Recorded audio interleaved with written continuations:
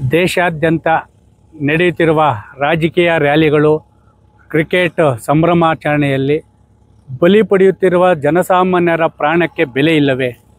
ಸರ್ಕಾರಗಳು ಆ ಕಾರ್ಯಕ್ರಮಗಳನ್ನು ಆಯೋಜನೆ ಮಾಡುವ ಮೊದಲು ಆ ಆಯೋಜಕರಿಂದ ಎಷ್ಟು ಜನ ಸೇರ್ತಾರೆ, ಅದರಿಂದ ಆಗುವ ಅನಾಹುತಗಳೇನು, ಸ್ಥಳ ಪರಿಶೀಲನೆ ಮಾಡೋ ಜಾಗ ಇಕ್ಕಟ್ಟಾಗಿದೆಯಾ, ಜನಸಾಮಾನ್ಯರಿಗೆ ತೊಂದರೆ ಆಗ್ತಾ ಇದ್ದಿಲ್ಲ, ಅದನ್ನು ಪರಿಶೀಲನೆ ಮಾಡ್ತಾ ಇಲ್ವಾ?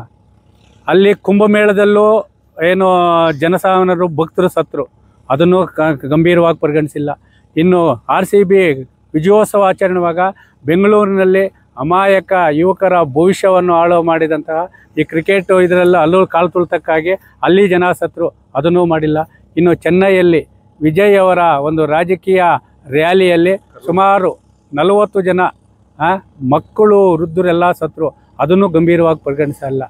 ಆಯೋಜಕರು ಅಂದರೆ ಯಾರು ರಾಜಕೀಯ ರ್ಯಾಲಿ ಮಾಡ್ತಾರೆ, ವಿಜಯ್ ಇರ್ಬೋದು, ಇಲ್ಲಿ ಆಯೋಜನೆ ಮಾಡಿರೋ ಕ್ರಿಕೆಟ್ ಆಯೋಜನೆ, ಅವ್ರ ಮೇಲೆ ಕೇಸ್ ಆಗ್ತಾ ಇಲ್ಲ. ನೆಪ ಮಾತ್ರಕ್ಕೆ ಸರ್ಕಾರ ತಪ್ಪಿಸ್ಕೊಳ್ಳೋ ಯಾರೋ ಬೇರೆಯವ್ರು ಮಾಡ್ತಾಯಿದ್ದಾರೆ. ಆದರೆ ಒಟ್ಟಾರೆಯಾಗಿ ಈ ಒಂದು ರಾಜಕೀಯ ರ್ಯಾಲಿಗಳು, ವಿಜಯೋತ್ಸವಗಳಲ್ಲಿ ಪ್ರಾಣ ಕಳೆದುಕೊಳ್ಳುತ್ತಿರುವ ಬಡ ರೈತ ಕೂಲಿ ಕಾರ್ಮಿಕರಿಗೆ ಮತ್ತು ಮತ ಬಾಂಧವರಿಗೆ ಬೆಲೆ ಇಲ್ಲದ, ಪ್ರಾಣಕ್ಕೆ ಬೆಲೆನೇ ಇಲ್ಲದಾಗಿದೆ. ಯಾವ ರಾಜಕಾರಣಿನೂ ಸಹ ಮಕ್ಕಳು ಬಂದು ಆ ರ್ಯಾಲಿಯಲ್ಲಿ ನಿಲ್ಕೊಂಡು ಪ್ರಾಣ ಕಳ್ಕೊತಾ ಇಲ್ಲ. ಇವತ್ತು ಪ್ರಾಣ ಕಳ್ಕೊತಾ ಇರೋರು ನಮ್ಮ ನೆಚ್ಚಿನ ನಟನನ್ನು ನೋಡಬೇಕು, ನಮ್ಮ ನೆಚ್ಚಿನ ಕ್ರಿಕೆಟ್ ಪ್ಲೇಯರ್ನ ನೋಡಬೇಕು, ನಮ್ಮ ಇಷ್ಟ ದೇವರನ್ನು ನೋಡಬೇಕು ಅಂಥೇಳಿ ರಾತ್ರಿ ಹಗಲು ದಿನದ 24 ಚಳಿ ಗಾಳಿ ಅನ್ನದೇ ಆ ಬಿಸಿಲಲ್ಲಿ ನಿಂತು ಆ ವ್ಯಕ್ತಿಯನ್ನು ದೇವರ ಅಲ್ಲ, ನಿಮಗೇನು ಊಟ ಕೊಡ್ತಾನ, ಇಲ್ಲ ನಿಮಗೆ ಭವಿಷ್ಯ ಕೊಡ್ತಾನ, ನಿಮ್ಮ ಮಕ್ಕಳ ವಿದ್ಯಾಭ್ಯಾಸ ಕೊಡ್ತಾನ? ಇವಾಗ ಏನು ಸತ್ತೋಗ್ಬಿಟ್ಟಿದ್ದೀರ, ಆ ₹1 2 ಕೋಟಿ ಕೊಟ್ಟರು ಸಹ ಅವರ ಪ್ರಾಣ ಏನು ಬರ್ತಾ ಇಲ್ಲ. ಆದರೂ ಸಹ ಸರ್ಕಾರಗಳು ಎಚ್ಚೆತ್ಕೊತಾ ಇಲ್ಲ. ಇನ್ನೆಷ್ಟು ಬಲಿ ಬೇಕು ಈ ರಾಜಕೀಯ ರ್ಯಾಲಿಗಳಿಗೆ ಮತ್ತು ವಿಜಯೋತ್ಸವಗಳಿಗೆ? ಬಲಿ ಎಷ್ಟು ಜನಸಾಮಾನ್ಯರ ಬಡವರ ಬಲಿ ಬೇಕಂತಲೂ ಗೊತ್ತಾಗ್ತಾ ಇಲ್ಲ.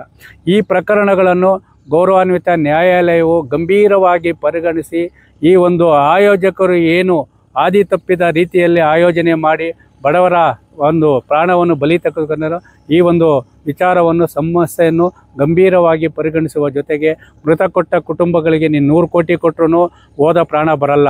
ಯಾಕಂದರೆ ಇವತ್ತು ಬಲಿ ಪಡಿತಾ ಇರೋದು ಎಲ್ಲ ಯುವಕರು, ಬಾಳಿ ಬದುಕಬೇಕಾದಂಥ ಕುಟುಂಬಗಳನ್ನು ನಿರ್ವಹಣೆ ಮಾಡಬೇಕಾದಂಥ ಪೋಷಕರ ಒಂದು ಭವಿಷ್ಯವನ್ನು ಏನು ಪೋಷಕರ ಆಸೆ ಆಕಾಂಕ್ಷೆಗಳನ್ನು ಈಡೇರಿಸಬೇಕಂತ ಯುವಕರೇ ಇವತ್ತು ಬಲಿ ಪಡಿತಾರಂಥ ಇಂತಹ ಬಲಿಗಳಿಗೆ ಕಡಿವಾಣ ಹಾಕಲು ಮಾನ್ಯ ಗೌರವಾನ್ವಿತ ನ್ಯಾಯಾಲಯದ ಒಂದು ವಿಶೇಷವಾದ ಕಾನೂನನ್ನು ರಚನೆ ಮಾಡುವ ಜೊತೆಗೆ ಎಲ್ಲ ದೇಶಾದ್ಯಂತ ಎಲ್ಲ ಯುವಕರಲ್ಲಿ ನಾವು ಒಂದು ಮನವಿಯನ್ನು ಮಾಡ್ತಾಯಿದ್ದೀವಿ.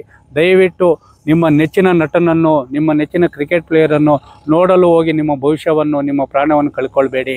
ಅವರೇನನ್ನು ಬಂದು ನಿಮ್ಮ ಕುಟುಂಬಗಳೇ ದೂರದಿಂದಲೇ ನೋಡಿ ಅವರು ಯಾವ ಮಟ್ಟಕ್ಕೆ ಬೆಳೆದಾರೋ ಆ ಮಟ್ಟಕ್ಕೆ ನಾವು ಬೆಳೀಬೇಕು ಅಂತೇಳಿ ನೀವು ಆಸೆ ಆಕಾಂಕ್ಷೆಗಳನ್ನು ಹೊತ್ತುಕೊಂಡು ನಿಮ್ಮ ಗುರಿಯನ್ನು ಇಟ್ಕೊಂಡು ನಿಮ್ಮ ತಂದೆ ತಾಯಿಯನ್ನು ಕಣ್ಣ ಮುಂದೆ ಇಟ್ಕೊಂಡು ನೀವು ಬದುಕಿ ಬಾಳಿ, ಅದನ್ನು ಬಿಟ್ಟು ಏಕಾಏಕಿ ಹೋಗಿ ನಮ್ಮ ನೆಚ್ಚಿನ ನಟ ಅವನೆಲ್ಲ ಬಣ್ಣ ಹಚ್ಕೊಂಡವನು 50 ವರ್ಷ, ಬಣ್ಣ ಹಚ್ಕೊಂಡಿರೋ ನೋಡೋನು 100 ವರ್ಷ. ನೀವು ಅದನ್ನು ಬಿಟ್ಟು ಅವ್ನು ಬಣ್ಣ ಹಚ್ಕೊಂಡು ಏನೇನೋ ಒಂದು ಡೈಲಾಗ್ ಹೊಡೆದ್ಬಿಟ್ರೆ ನಿಮ್ಮ ಜೀವನ ಏನನ್ನೋ, ನಿಮ್ಮ ಭವಿಷ್ಯವನ್ನೇನೋ ಅವರು ಬದಲಾವಣೆ ಮಾಡಲ್ಲ.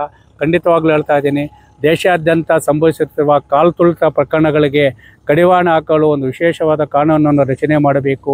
ಯುವಕರು ಈ ಒಂದು ವಿಚಾರಗಳಿಂದ ದೂರ ಇರಬೇಕು ಅಂತೇಳಿ ಯುವಕರಲ್ಲಿ ಮನವಿ ಮಾಡಿಕೊಳ್ಳೋ ಜೊತೆಗೆ ಸರ್ಕಾರಗಳಲ್ಲಿ ಮತ್ತು ಗೌರವಾನ್ವಿತ ನ್ಯಾಯಾಲಯದಲ್ಲಿ ಈ ಒಂದು ಪ್ರಕರಣಗಳಿಗೆ ಕಡಿವಾಣ ಹಾಕಿ ಯುವಕರ ಭವಿಷ್ಯವನ್ನು ರಕ್ಷಣೆ ಮಾಡಲು ಒಂದು ಕಾನೂನು ರಚನೆ ಮಾಡಬೇಕಂತೇಳಿ ಈ ಮೂಲಕ ಮಾನ್ಯರನ್ನು ಮನವಿಯನ್ನು ಮಾಡ್ತಾರೆ.